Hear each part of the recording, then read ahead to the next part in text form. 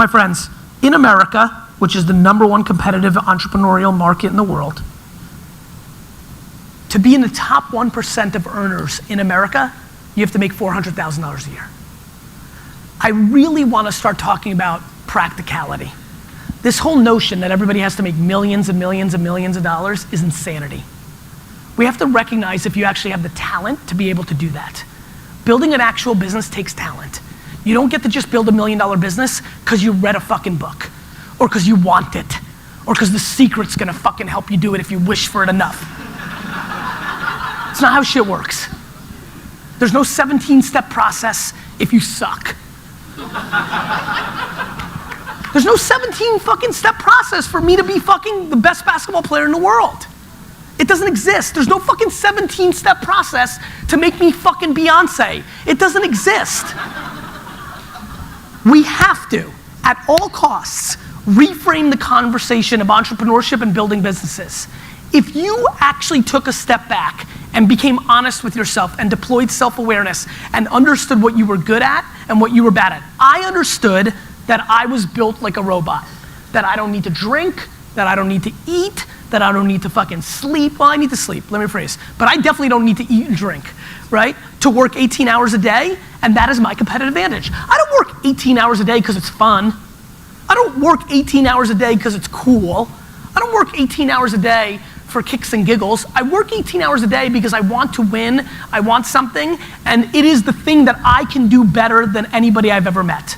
I've never met anybody in my entire life who can work 18 hours a day, every day, forever, until they die. That's me. My brother can't do that. Nobody I've ever met can do that. And so they shouldn't do that. A lot of people I meet can fucking destroy it in 9 hours and have algorithmic heads and could do amazing things, and they're the closest people I've ever seen to passive income because they run math arbitrage at scale against markets, and that's God bless. Everybody in here has 3 to 4 core things that they're better at within themselves than everything else they do.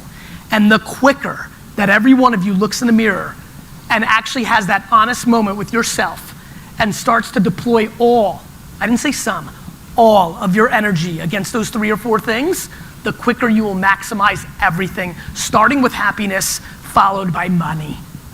We are spending way too much time and energy trying to be good at things that we can't be good at. It's just real talk. And there is a, how big is the business you said? I just heard you. How, the information business? How big was that? Good. That entire fucking business is built on telling people how to fix things they suck at when they can't maximize it. That's the truth.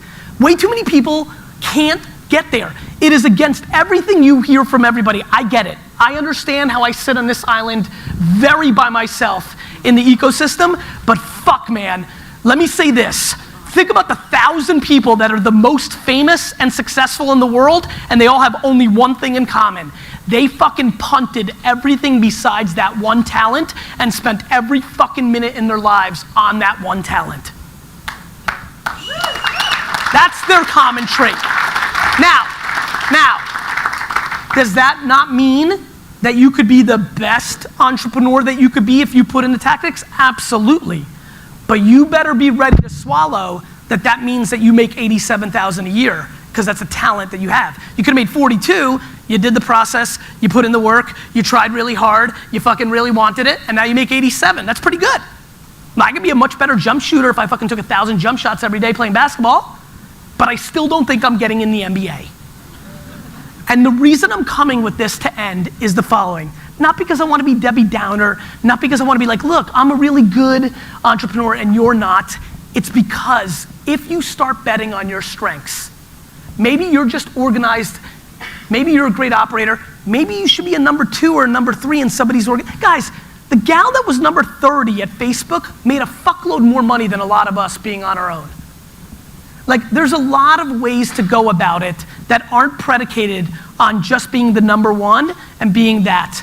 It is an absolute real conversation that needs to start happening in entrepreneur land and business land of actual self-awareness to strengths and weaknesses. It has to happen. It has to happen. The data is not on the side of the current narrative. And so we need to deploy it.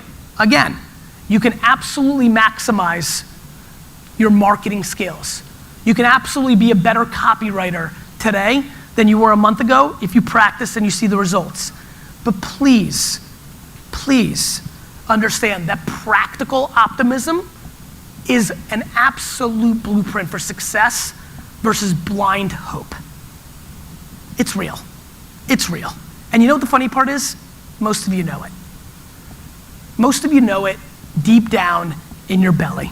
And so, what does it all mean? It means that you only have so much time and energy. And if you can figure out what to deploy it against, you will maximize success. And I think it's a very important time to start having that conversation because there is other things that happen. There's tough markets. There's downturns in economies. There's other variables, and that's where betting on your strengths has the biggest upside.